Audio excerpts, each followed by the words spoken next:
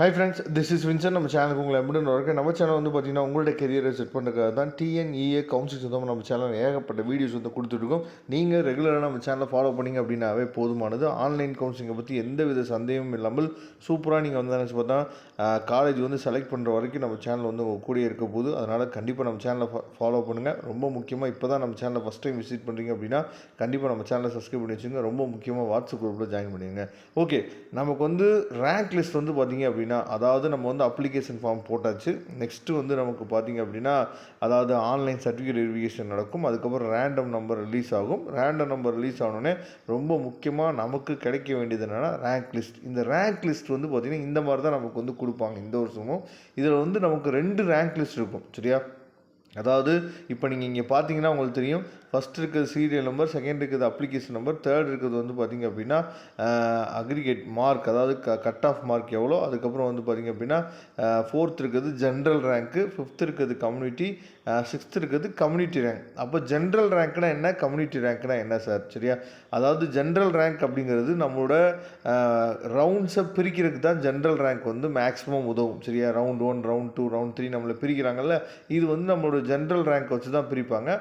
Community rank வந்து அதாவது seat அலாட்மெண்ட்டுக்கு ரொம்ப ரொம்ப யூஸ்ஃபுல்லாக இருக்கும். சரியா? பிசியில் இப்போ நீங்கள் எத்தனாவது ரேங்க்கு, அதே மாதிரி எம்பிசியில் நீங்கள் எத்தனாவது ரேங்காக இருக்கீங்க அப்படின்னா நீங்கள் வந்து இப்போ கட் ஆஃப் ப்ரெடிக்ஷன் வந்து இப்போ நீங்கள் போய் வெப்சைட்டில் பார்க்குறீங்கல்ல, அதெல்லாம் நீங்கள் என்ன பண்ணலாம் அப்படின்னா ரேங்க் வந்து இன்னும் துல்லியமாக உங்களால் நினச்சி பார்த்து பார்க்க முடியும். சரியா? இந்த கட் ஆஃபுக்கு இந்த ரேங்க்குக்கு நமக்கு கிடைக்குமா அப்படிங்கிறத நம்ம பார்த்துக்கலாம். அதனால் ஜென்ரல் ரேங்க்னா என்ன, கம்யூனிட்டி ரேங்க்னா என்னன்னு தெரிஞ்சிருக்குன்னு நான் நினைக்கிறேன். கம்யூனிட்டி ரேங்க்னா உங்கள் கம்யூனிட்டியில் நீங்கள் எத்தனாவது ரேங்க். சரியா? அது வந்து சீட் அலாட்மெண்ட்டுக்கு உதவும். சீட் அலாட்மெண்ட் எப்படி நடக்கும் அப்படிங்கிற எல்லா வீடியோவுமே நம்ம சேனல்லே நம்ம கொடுப்போம். ஓகே, அதாவது இந்த வருஷம் வந்து பார்த்திங்கன்னா கட் ஆஃப் வந்து குறைய போகுது. ஏன் கட் ஆஃப் குறைய போகுது அப்படிங்கிறத சொல்கிறோம் அப்படிங்கிறத நீங்கள் கொஞ்சம் புரிஞ்சுக்கணும். லாஸ்ட் இயர் வந்து பார்த்திங்க அப்படின்னா 200 அவுட் ஆஃப் 200 கட் ஆஃப். சரியா? லாஸ்ட் இயர் வந்து 200 அவுட் ஆஃப் 200 கட் ஆஃப் வந்து எவ்வளோ பேர் இருக்காங்கன்னு சொல்லி பாருங்கள். 141 மெம்பர்ஸ் வந்து 200 அவுட் ஆஃப் 200 கட் ஆஃப் இருக்கிறாங்க. சரியா? Last year. ஆனால் இந்த வருஷம் ஃபிசிக்ஸ்லேயே 105 பேர் தான் சென்டம் எடுத்துக்கிறாங்க. சரியா? அதில் நிறைய பேர் என்ன பண்ணுவாங்கன்னா அக்ரி போவாங்க, பேராமெடிக்கல் போவாங்க, நீட் எக்ஸாம் எழுதுவாங்க. இந்த மாதிரி நிறைய பேர் வெளியில் என்ன போவாங்க. சரியா? அதில் ஒரு 50 பேர் வந்து இல்லை 60 பேர் வந்து அப்ளை பண்ணாலும் அந்த 50-60 பேர்த்துலேயுமே மேக்ஸ்லேயும் கெமிஸ்ட்ரியும் அவங்க சென்டம் எடுத்துருப்பாங்களான்னு சொல்லி கேட்டிங்கன்னா அதுவும் மிகப்பெரிய கொஸ்டின் மார்க். அப்போ நமக்கு டாப்லேயே என்ன ஆகுது அப்படின்னா கொஞ்சம் கட் ஆஃப் வந்து குறையும். சரியா? அப்போ 200 அவுட் ஆஃப் 200 எடுத்தவங்களே எவ்வளோ பேர் இருப்பாங்க அப்படின்னா ஒரு 50-60 மெம்பர்ஸ் இதுக்குள்ளே தான் இருக்க போகிறாங்க. சரியா?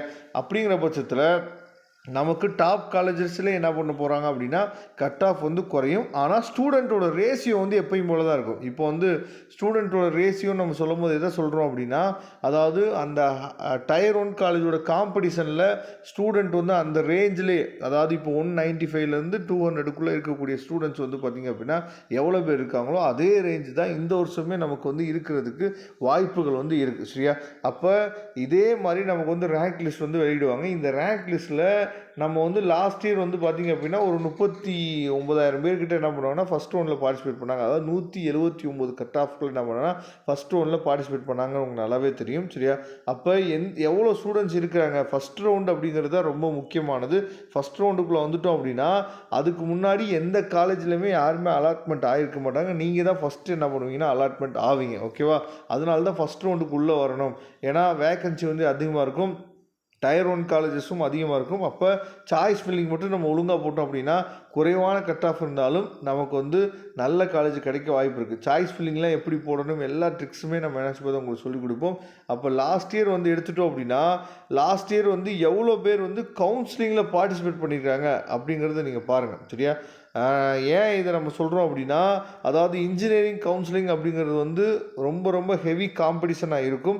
நம்ம என்ன மார்க் எடுத்திருக்கோம், என்ன கட் ஆஃப் எடுத்திருக்கோம், என்ன ரேங்க் எடுத்திருக்கோமோ அதுக்கு தகுந்த மாதிரியான காலேஜஸ் வந்து ஈவன் நீங்கள் கடைசி ரேங்காக இருந்தாலுமே உங்களுக்கு கிடைக்கிறதுக்கு வாய்ப்பு இருக்குது. கவுன்சிலிங் மூலம் வந்து உங்களுக்கு கிடைக்காம போயிடும், அப்படி கிடையவே கிடையாது. யாரெல்லாம் நீங்கள் கவுன்சிலிங் அப்ளை பண்ணியிருக்கீங்களோ எல்லா பேர்த்துக்குமே உங்களுக்கு வந்து கட் ஆஃப் வந்து அதாவது காலேஜ் வந்து கிடைக்க தான் போகுது சரியா, அதில் பிரச்சனையே இல்லை. ஆனால் எந்த மாதிரி காலேஜ் கிடைக்குது அதுதான் இங்கே வந்து என்னாச்சு பார்த்தீங்கன்னா ஒரு பிரச்சனை சரியா. அப்போ நல்ல காலேஜ் கிடைக்கணும், ஓரளவுக்காவது நம்ம படிக்கக்கூடிய காலேஜ் வந்து ஒரு பரவாயில்லாமையாக அது இருக்கணும்ல. நீங்கள் பேசாமல் அண்ணா யூனிவர்சிட்டி ரீஜனல் கேம்பஸ் போட்டிங்கன்னு வச்சுங்களேன், நிறைய அண்ணா யூனிவர்சிட்டி ரீஜனல் கேம்பஸில் நடத்துறதுக்கு ஸ்டாஃப் கூட இல்லை சரியா. நிறைய காலேஜஸில் ஸ்டாஃப்ஸே இல்லை, அந்த மாதிரிலாம் நிறைய காலேஜஸ் இருக்குது. அப்போ அந்த மாதிரி காலேஜில் நம்ம போய் ஜாயின் பண்ணிட்டோம்னா என்ன பண்ணுறது? அப்படிங்கிற பட்சத்தில் நீங்கள் அந்த மாதிரி காலேஜில் என்ன பண்ணக்கூடாதுன்னா ஜாயின் பண்ணிடக்கூடாது. அதனால் ரொம்ப சுதாரிப்பாக இருக்கணும். சாய்ஸ் ஃபில்லிங் போடும்போது சில யூடியூப் சேனலில் சொல்லுவாங்க 7.5ல் வரீங்களா, ரேண்டமாக போடுப்பா சாய்ஸ் ஃபில்லிங், நீ பேசாமல் ரேண்டமாக போடு, ஏதாவது ஒரு காலேஜில் படித்தாவே போதும் அப்படின்னு சொல்லுவாங்க.